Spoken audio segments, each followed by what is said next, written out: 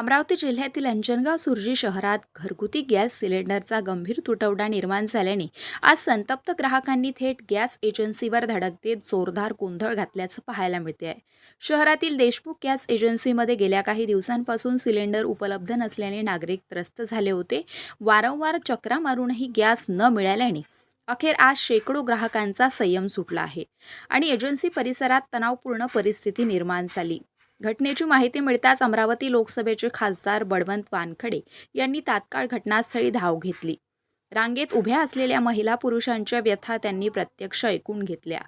सामान्य नागरिकांना तासनतास रांगेत उभं राहूनही गॅस मिळत नसेल तर हे प्रशासनाचं अपयश आहे, अशा कडक शब्दात खासदारांनी जिल्हा पुरवठा अधिकाऱ्यांना सुनावले आणि तात्काळ गॅस पुरवठा सुरळीत करण्याचे आदेश दिले। खासदारांच्या मध्यस्थीनंतर प्रशासनाने अतिरिक्त गॅस सिलेंडरची खेप लवकरच उपलब्ध करून देण्याचे आश्वासन दिले। तसेच प्रलंबित बुकिंग असलेल्या ग्राहकांना प्राधान्याने गॅस वाटप करण्याचे निर्देशही यावेळी देण्यात आले। दरम्यान यावेळी सुनील गावंडे, प्रदीप देशमुख, विकास येवले, सुयोग खाडे, कैलास सिरसाट यांच्यासह अंजनगाव सुर्जी शहर व ग्रामीण भागातील नागरिक मोठ्या संख्येने उपस्थित होते। चर्चेनंतर परिस्थिती नियंत्रणात आली असली तरी नागरिकांना वेळेवर गॅस मिळावा हीच आता सर्वांची अपेक्षा आहे।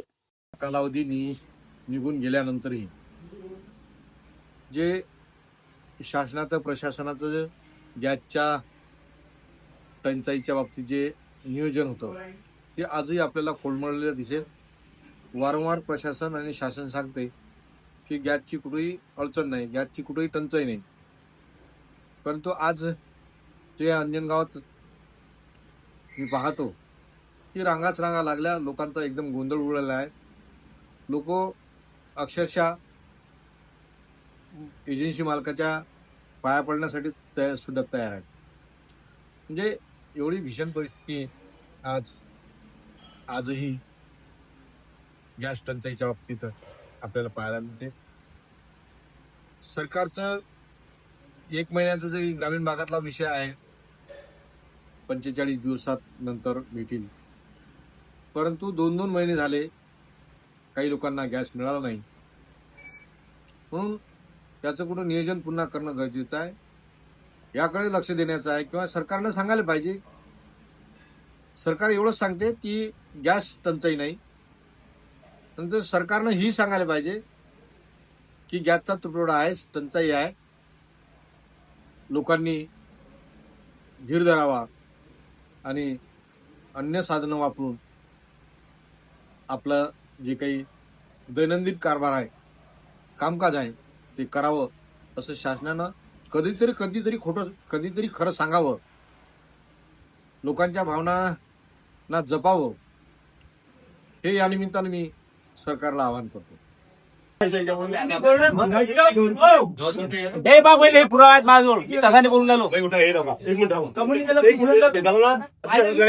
किती पेशंट आहे तुमचे माणसे पाया लागत राहिलं फक्त तुम्ही किती पेशंट आहे जेव्हा सत्य मला ऑपरेशन येऊन घ्या उद्याही तारीख आहे माझ्या ऑपरेशनच्या अमरावतीची मी गेलो नाही सिलेंडरसाठी माझ्याकडे आलेले 2 पेशंट